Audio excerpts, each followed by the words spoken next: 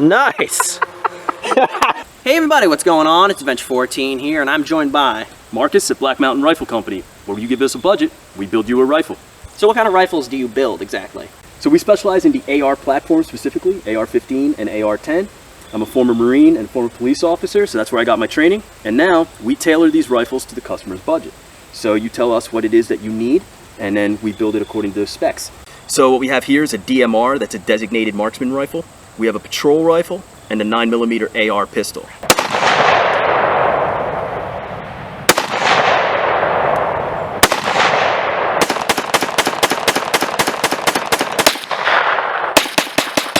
So what we have here is a designated marksman rifle, and the DM, the designated marksman, is a specific member of the fire team whose capability reaches a little bit beyond the average Marine.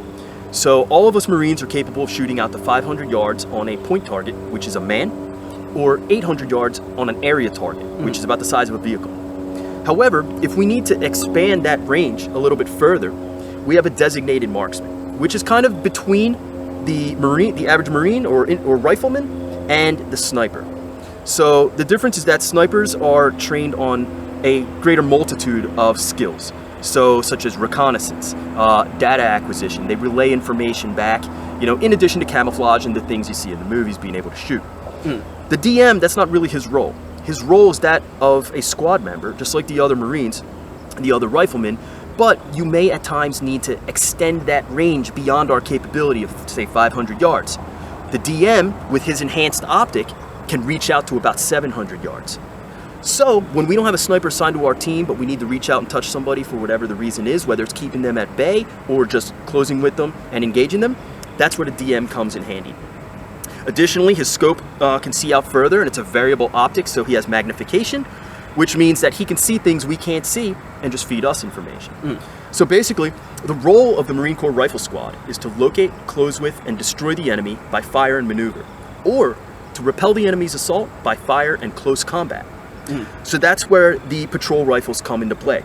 This one in particular, like I said, has a variable optic. That means zoom, basically. And what we've installed on this one is a Trijicon RMR, which is basically a red dot. Okay. The reason why is because what we noticed in the Marine Corps is that when we've engaged the enemy and we've closed the distance, they can't fight through a scope. So if you're in a house, you're clearing a building or something, you have too much magnification. Right. So we need something to give the DM the ability to fight in close quarters. So we attached a 45-degree red dot sight, where now he can pivot and now use the red dot in close quarters without having to look through the scope. So for translation for you guys, when you're playing a video game and you're scoped way in and you can barely move your mouse around because it dumbs down your ability to like pivot, they're having the same issue except that they can't see shit. Pretty much. And for farm boys out there, you know, the country boys, basically he has a side scope backwards and he has his iron sight still. Exactly.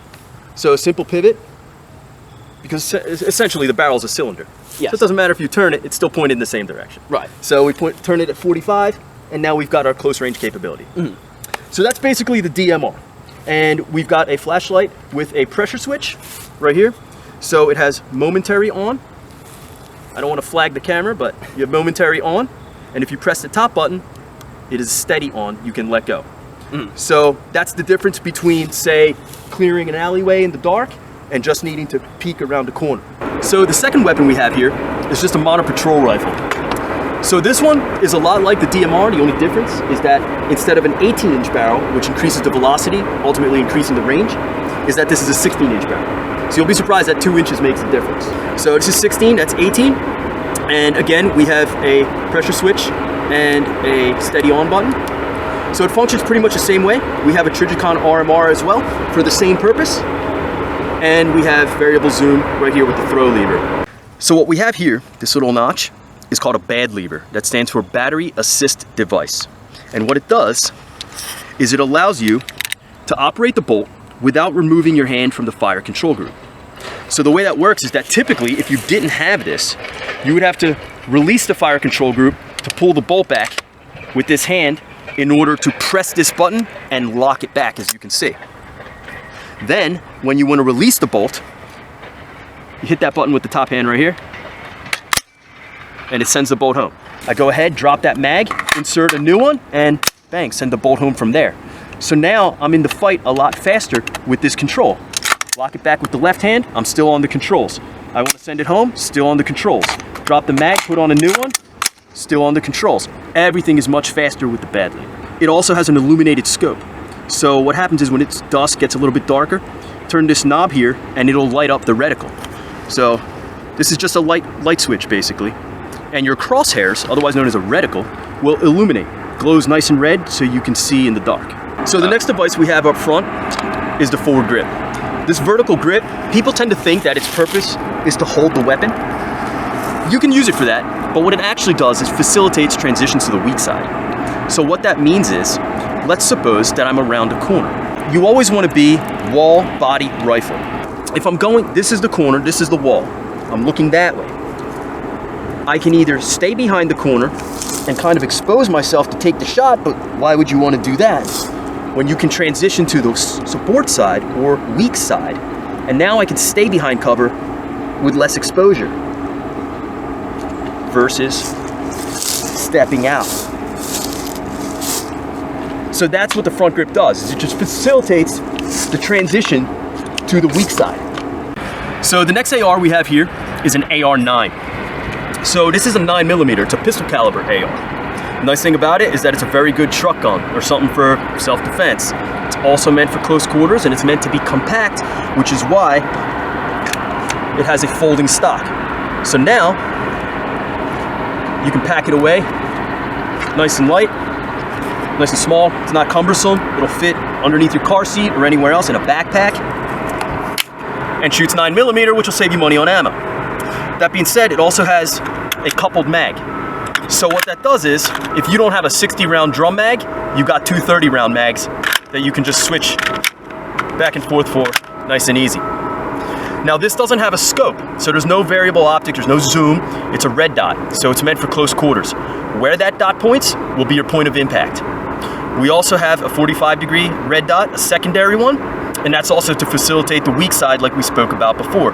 So some people, depending on who you are, when you transition to the support side, you might not be able to see the dot through the optic. So you can use this 45 to capture your non-dominant eye. So you have a dominant eye and a non-dominant eye. So that's the one that you aim with, is your dominant eye. Sometimes it's difficult, depending who you are, to see the optic with the non-dominant eye, so that's what this one's for. It's not really any tactical application, any special SEAL thing that they do, nothing. This is really just personal shooter's preference, we call it. Shooter's preference means you set up your weapon or your gear how you prefer, as opposed to how you're told, depending if you work in a department or if you have a command that wants everyone uniform, things like that. Us Marines, we tend to not like that, so shooter's preference is ideal. That being said, this also has a tactical flashlight with a pressure switch, just like the other two. The pistol grip here is at a steeper angle than the other ones, just because it's close quarters, so it's a tighter hold, and just conforms more to the position that your wrist will be in so you don't get too tired. It has an ambidextrous charging handle, and this one in particular is the Radian Raptor, which basically has a blockage on the inside here. You can't see it, but it's designed to eliminate gas in your face. So should you fire this weapon with a suppressor, what tends to happen is that you get gas blowback, which comes right in your face and makes you a little bit dizzy. So this basically has a barrier which prevents that gas from flying back at you and ejects it out to the sides instead. Now, the special thing about this particular gun is that it has a Geisley single stage trigger. So what that means is that when you pull this trigger, it fires. I'll give you an example. With this weapon right here, it has what's called a double stage trigger. So when I pull the trigger, I'll use the other hand so you can see, it's gonna hit a wall first, right here, before it fires. That's the second stage. So it's first stage, wall, and now you can anticipate when you're about to shoot, second stage, fire. The 9mm has a single stage trigger, which means there's no wall. That makes it a more dangerous trigger, but it also makes it a faster trigger. So what happens is, when you pull this one, there's no wall. It goes straight back and fires. That makes it a more dangerous trigger if you're not aware of that, but it makes it a faster trigger for this application. 9mm is meant to be a combative trigger for self-defense. So that's why this has a Geisley single stage, whereas the other two have Geisley double stage triggers. It has a pistol brace on here, which is what makes it a pistol. People look at it, they see an AR, they're like, how's that a pistol? Because they tend to think of a handgun. The thing that qualifies it as a pistol is that this brace is not a stock. So this is actually designed for people with disabilities to be able to shoot with one hand by wrapping this section around with the Velcro around their wrist. Nobody actually uses it for that, but it's better than paying $200 for a registry with the ATF, right? And that's the AR9. It's a radial delayed blowback, which means it shoots a lot softer than the direct blowback typical 9mm ARs. Other than that, if you guys have any questions, I'm Marcus at Black Mountain Rifle Company, and this is Adventure 14.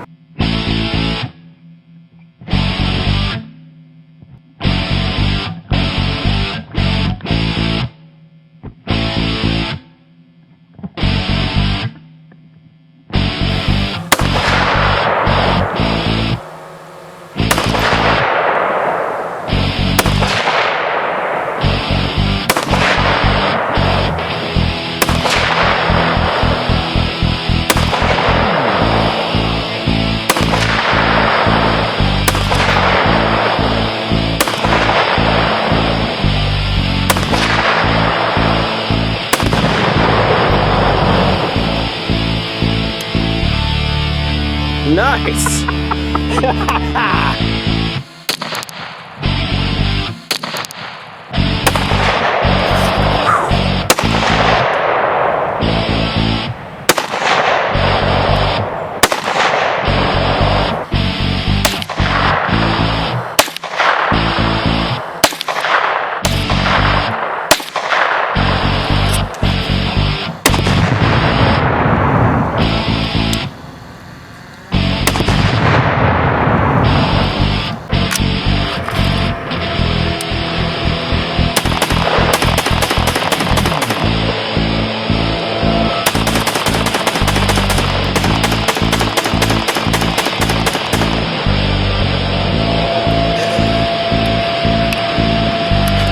That's awesome.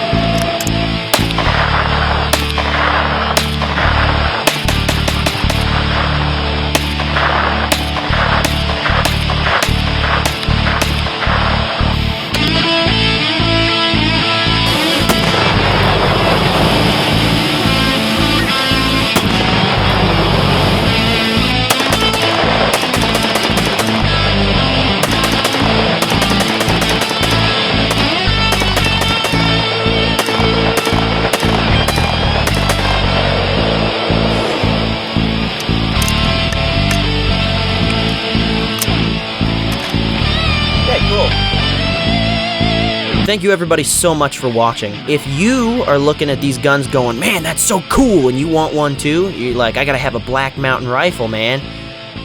You can get one. If you scroll down to the description, Marcus's site is in the description, Black Mountain Rifle Company, and you can order yourself custom rifles. You give them a budget, they make you a rifle. It's that simple. It literally is that simple. I would get one myself, like right now, but I'm broke, so I won't. But they're really good, all right? I shot them myself, as you can see in the video. Literally some of the best rifles I've ever shot. And if you order from Marcus, you're supporting a small business, for one, and two, a guy who really knows his stuff and is very passionate about making these rifles and, like, doing what he does, you know? I've seen his shop. It's awesome, all right? And he and I worked out a special deal for you guys that if you use my name, Adventure14, in your invoice, he will give you 5% off of your order on any rifle. That's right, any rifle. So make your dreams come true. Go shop. Have a good one, guys.